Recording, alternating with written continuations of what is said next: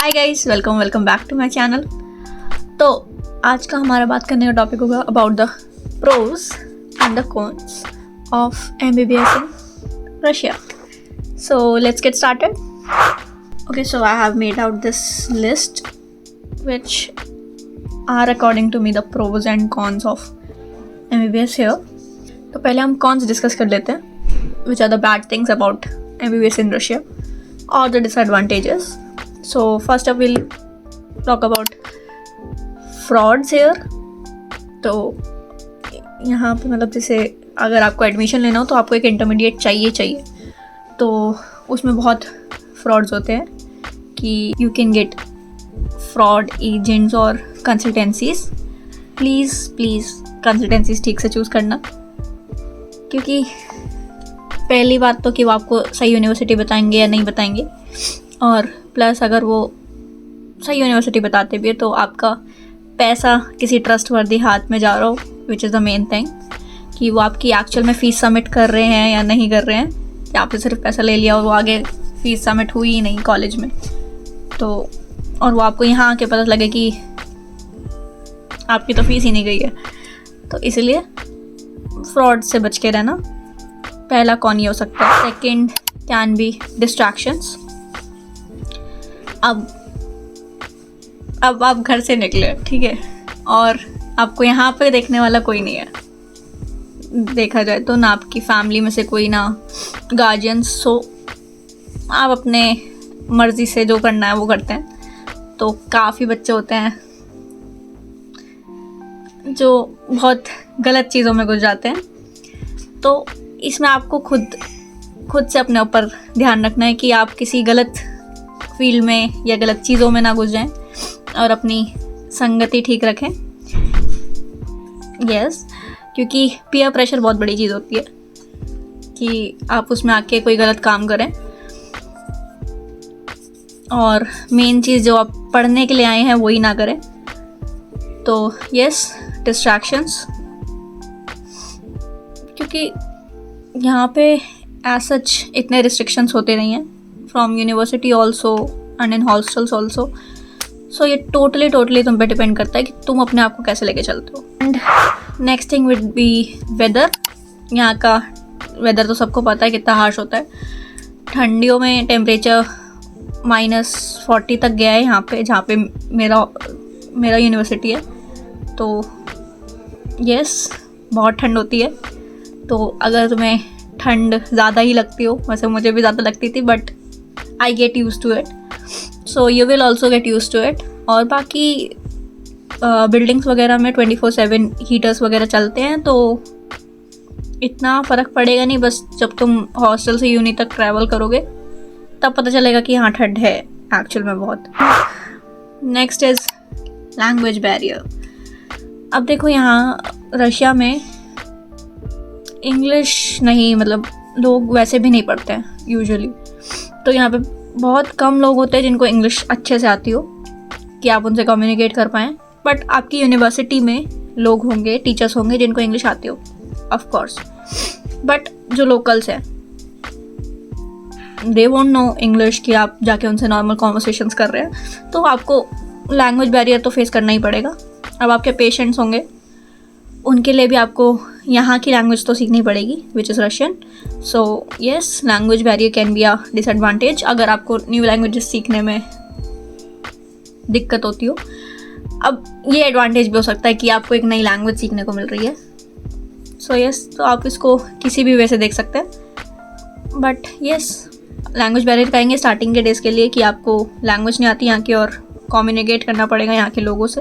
Thing is कि अगर आप नॉर्मल ग्रोसरी शॉपिंग करेंगे, वैसे इतना महंगा नहीं है, बट हाँ इंडिया के कंपैरिजन में थोड़ा एक्सपेंसिव है। यहाँ पे आपके क्लोथ्स हो गए या ग्रोसरीज हो गई, वो थोड़ी एक्सपेंसिव है, और आपको थोड़ा देख के चलना पड़ेगा कि आपका मंथली एक्सपेंस कितना जाएगा उसकी वजह से।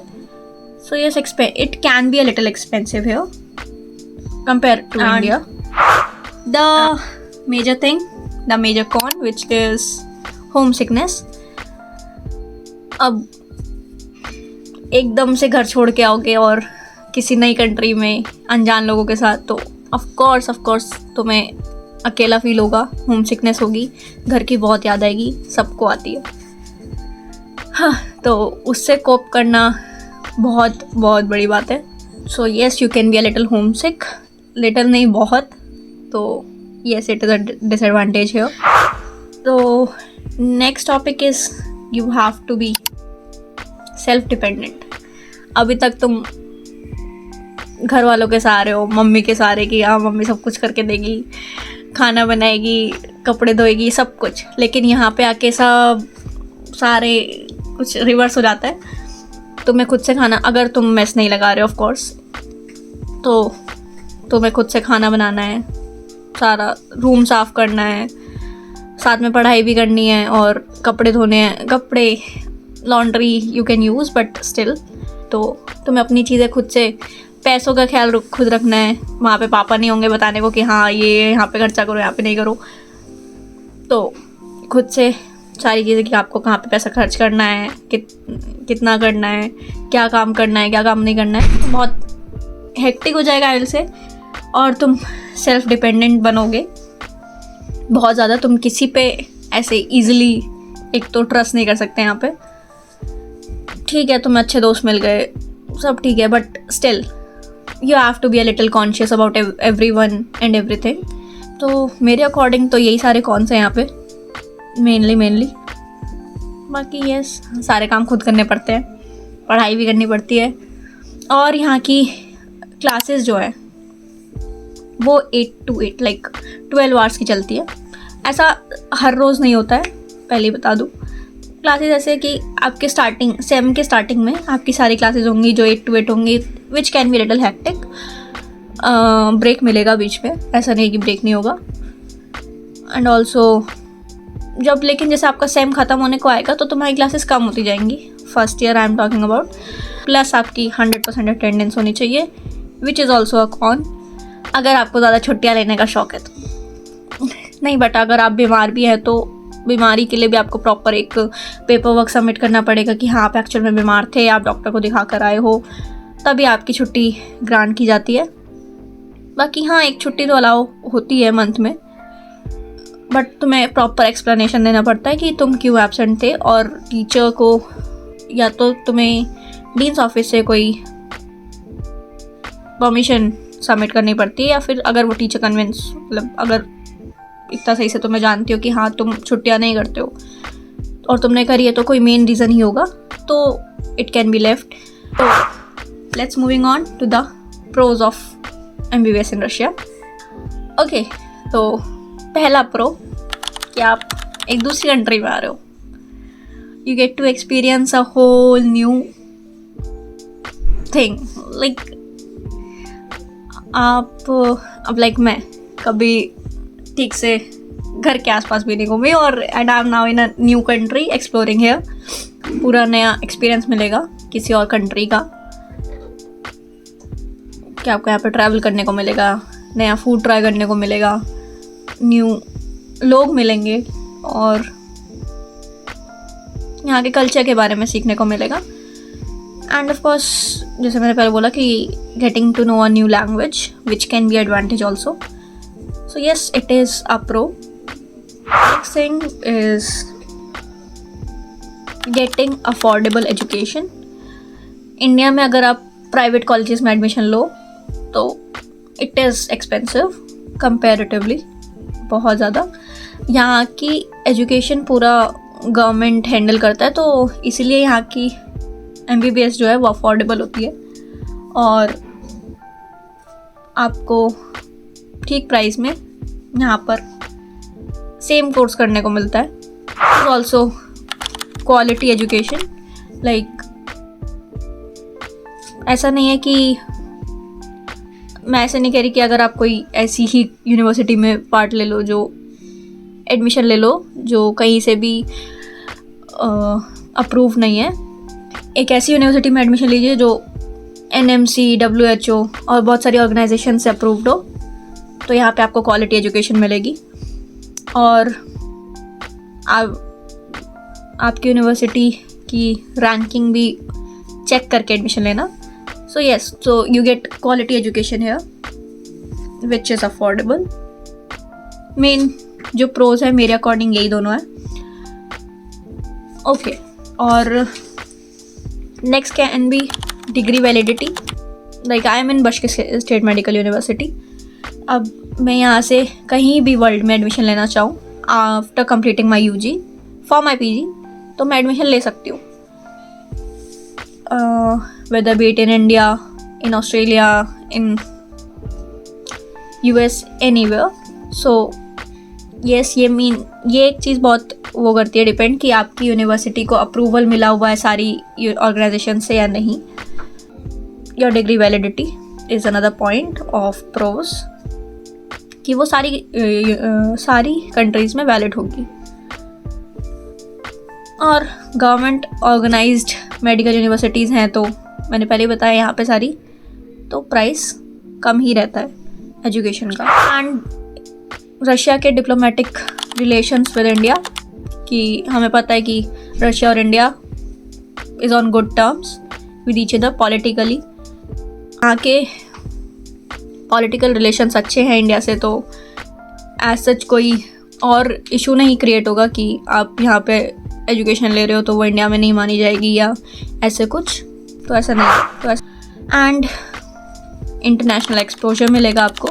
अब यहाँ पे सिर्फ रशियन स्टूडेंट्स नहीं होते, यहाँ पे और भी बाकी कंट्रीज़ के स्टूडेंट्स होते हैं,